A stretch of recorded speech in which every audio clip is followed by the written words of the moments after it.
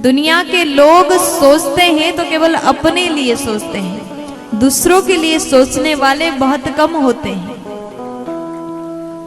इसलिए आत्मदेव जी घर को छोड़ करके जा रहे हैं, कहाँ? जंगल में जा रहे हैं। उनको लगा कि अगर मैं भजन करूंगा, भगवान को याद करूंगा तो मेरा परलोक सुधर जाएगा। गोकर्ण जी ने बड़ा ही सुंदर उपदेश दिया, पिताजी आप वन में जाएं और जाकर के भागवत जी के 10वें स्कंद का पाठ करिएगा। भागवत जी के 10वें स्कंद में भगवान कृष्ण की कथा है। अगर आप इस पाठ को नित्य प्रति करेंगे तो आपका उद्धार अवश्य होगा। अब गोकर्ण जी इतना कह देते हैं और पिताजी चले गए जंगल में भजन करने के लिए। इधर जैसे पिताजी चले गए, धुंधुकारी माँ को बहुत ज्यादा कष्ट देने लगा। धन मांगता है, माँ ने मना कर दिया तो चिल्लाता है, डांटता है। देखो ऐसे बच्चे किस काम का जो माता पिता को ऊंची आवाज में चिल्लाता हो। अब धुंधुकारी के स्वभाव को देख करके धुंधुली भी परेशान हो गई, उसने अपने शरीर को त्यागा, आत्महत्या किया। अब उसके बाद में गोकर्ण जी महाराज एक दिन घूमते घूमते आते हैं। इधर धुंधुकारी ने क्या किया, जब घर में अकेला हुआ तो इस धुंधुकारी ने 5 बेश्याओं को घर में लेके आया। उनका पालन पोषण के लिए चोरी करने लगा, बुरे कर्म करने लगा। और जैसे अधिक धन हुआ, धुंधुकारी को मार करके 5 की 5 वहां से धन लेके चली गई।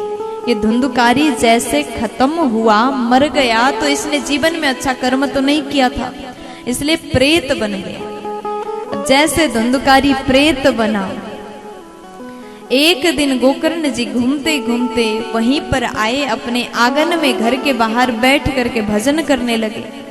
रात्रि के समय विश्राम करने का उन्होंने विचार बनाया, तो उनको सोते समय कई प्रकार के झलक दिखाई दिया, आग जैसा कुछ कुछ झलक उनको दिखाई दिया। उन्होंने पूछा कौन हो? धुंधुकारी प्रेत बना था, वो तो बोल नहीं सका। तो उसके बाद में गोकर्ण जी महाराज ने जल निकाल करके, कमंडलू से जल निकाल करके छिड़क दिया। तब धुंधुकारी कहता है, अहम भ्राता तो दियोस्मि धुंधुकारी नामता स्वकीये नैव दोषेण ब्रह्मत्वं नास्तितं मया। आज धुंधुकारी कहता है कि भैया मैं आपका ही भाई हूं, धुंधुकारी। तो गोकर्ण जी ने कहा तो तुम यहां ऐसे? धुंधुकारी बोला कि अपने ही बुरे कर्म के कारण, अपने ही पाप के कारण मैं प्रेत बन गया। सारी बातें बता दिया। गोकर्ण जी कहते हैं कि भैया चिंता मत करो, कुछ ना कुछ हम समाधान निकालेंगे। रात्रि में विश्राम करने के पश्चात सुबह होते ही गोकर्ण जी उठ करके स्नान ध्यान आदि करते हैं, सूर्यदेव को जल चढ़ाते, अर्घ्य देते हैं। तो इतने में सूर्य नारायण भगवान को रोक करके सवाल किया, भूतों का उद्धार कैसे संभव है? तब गोकर्ण जी महाराज के सवाल को सुन करके सूर्यदेव ने कहा, भागवत कथा से संभव है। अब जैसे आदेश मिला, गोकर्ण जी महाराज ने बढ़िया सुंदर भागवत जी के आयोजन किया। और उसके बाद में एक बांस के भीतर धुंधुकारी प्रवेश किया प्रेत रूप में। बढ़िया भागवत का आयोजन हुआ, समस्त गांव के लोग सुनने को आए, कथा श्रवण करने के लिए आए। इधर गोकर्ण जी महाराज ने जैसे श्रीमद् भागवत ज्ञान महायज्ञ का आयोजन किया, प्रत्येक दिन धुंधुकारी बांस के भीतर बैठ करके कथा को सुनता है और रात्रि कालीन बेला में वो चिंतन करता है। अब उसके बाद में जैसे 7 दिन पूरे हो गए, 7 दिन पश्चात बैकुंठ से दिव्य विमान आया और धुंधुकारी प्रेत रूप से मुक्त होकर के भगवत धाम में चला गया। बोलिए भागवत भगवान की जय हो।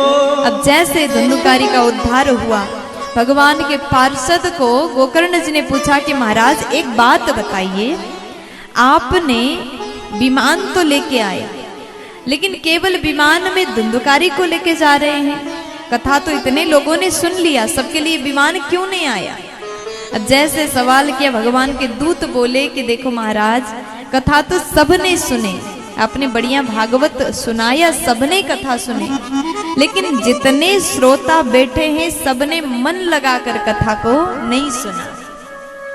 धुंधुकारी ने ऐसे सुना, वो दिन में सुन करके रात में चिंतन करता था, लेकिन जितने श्रोता हैं सबने कथा तो सुन लिया, पंडाल के भीतर बैठ करके भजन में झूम रहे हैं, कथा सुन रहे हैं, आनंद ले रहे हैं। जैसे पंडाल से बाहर गए, कथा को भूल गए और कथा के बारे में चिंतन नहीं किया, इसलिए विमान केवल धुंधुकारी के लिए आया। और फिर दोबारा गोकर्ण जी महाराज ने कथा सुनाया, सबने सुन करके चिंतन किया और उसके बाद सभी के लिए विमान आया, सब कोई एक साथ भगवत धाम बैकुंठ चले गए। इसलिए कथा में बैठिए तो ऐसे बैठिए, जो भी कथा आप लोग सुनते हैं यहाँ से जाने के बाद में बातें करो तो केवल कथा के बारे में बात करो। कुछ लोग तो 3 घंटे चलो घर में बैठे बैठे बोर हो रहे हैं, गर्मी का समय है, पंडाल में जाते तो बढ़िया सुविधा भी है, अच्छे से बैठेंगे, टाइम पास करेंगे, इस भाव से भी आते हैं। लेकिन केवल आप टाइम पास करने के लिए पंडाल में आते हो तो आपका आना व्यर्थ है। यहाँ आए हो तो अपने जीवन के लिए कुछ अच्छा लेकर के जाइए। अगर आप कुछ पाना चाहते हैं तो जो कथा सुने हैं ना, इसका चिंतन करिए। कुछ लोग तो पंडाल से बाहर निकलने के बाद चर्चा तो करते हैं, लेकिन कैसी बातें करते हैं। आज हम कथा में गए, उसने ऐसा साड़ी पहना था, उसके पास में ऐसा ज्वेलरी था, ये वो चर्चा करेंगे। कुछ लोग तो यही भी बोलेंगे कथावाचक कैसी लग रही थी, कैसी बोल रही थी, ये चर्चा करेंगे। लेकिन कुछ लोग वास्तविक भगवान की कथा की चर्चा करते हैं, उसी का जीवन धन्य है जो भगवान की कथा का चर्चा करता है। अगर आप परिवार के साथ बैठ करके आज की कथा को एक बार, कौन सी कथा आपने सुनी और कौन से कथा से क्या ज्ञान मिला, ऐसी चर्चा अगर आपने करना शुरू कर दिया तो आपका जीवन भी धुंधुकारी के समान सुधर जाएगा। प्यार से बोलो, थोड़ा जोर से बोलो ना। इसलिए कभी भी सत्संग में आप जाएं, साधु संतों के पास में बैठें, आपको बहुत कम टाइम मिलता है। साधु संतों के पास में जाकर के घंटों तक आप नहीं बैठ सकते, थोड़ा सा समय मिलता है और उस थोड़े से समय को आप ऐसे सदुपयोग करिए। भगवान से कैसे जुड़ना चाहिए ये आप पूछ सकते हैं, भगवान की चर्चा करो। आपको जो ज्ञान नहीं है उसके बारे में आप पूछें। लेकिन संतों से भी मिलते हैं तो संसार के लोगों को केवल अपनी घर की कहानी सुनाएंगे और फोन पर भी कभी कभी बात हो पाया तो बस बहू ने ऐसा किया, बेटा ने ऐसा बोला, दुनिया के प्रपंच सुनाएंगे। और कई लोग तो संतों से पूछेंगे कि महाराज आपका आश्रम कहाँ बना और घर में कौन कौन है, आप पहले क्या करते थे, कब से कथा कर रहे हैं, और बताइए, अपनी बारी में बताइए, आपके कितने भाई बहन हैं। ये सब जो फालतू के बातें हैं, अब बताइए ये सब सवाल से आपको कुछ फायदा हुआ? उनके जीवन के बारे में जान के क्या कर लोगे? इसलिए जानना है तो केवल भगवान के बारे में पूछिए। जो आपको ज्ञान नहीं है उसके बारे में पूछो, कैसे भजन करना चाहिए, कैसे भगवान की भक्ति करें, कैसे प्रभु की सेवा करें। ये सवाल अगर आप करते हैं तो आपको कुछ सीखने को मिलेगा। और जो 2 पल आपको मिला, वही 2 पल में आप अपने जीवन को सुधारने की कला, ज्ञान सीख करके आ पाओगे। प्यार से बोल दीजिए ना, थोड़ा मस्ती में बोलो ना जी, मुस्कुरा करके बोल दो ना। अब जैसे धुंधुकारी का उद्धार हुआ, सभी ने भागवत कथा दोबारा सुन करके सभी का कल्याण हुआ। भागवत जी के ऐसी महिमा अगर व्यक्ति सुन करके चिंतन करता है तो उसका उद्धार अवश्य होता है।